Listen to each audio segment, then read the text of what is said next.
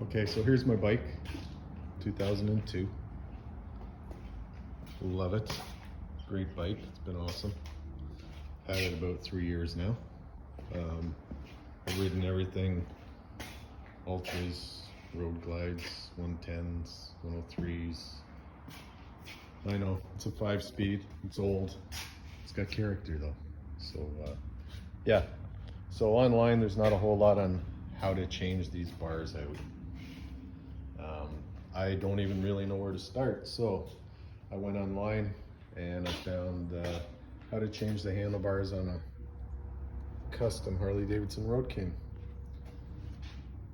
by a couple of young ladies who posted about 11 years ago. So it's a 13-minute video, and it kind of gave me an idea what to do. So thanks to them. Shout out to Pazangalang. I subscribe to your channel. Thank you.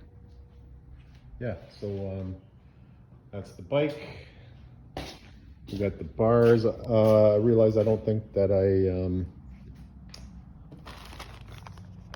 gave you the part number for the harness kit. So that's the harness kit, 72187-05, and that is the handlebars I'm using, again for a 2002.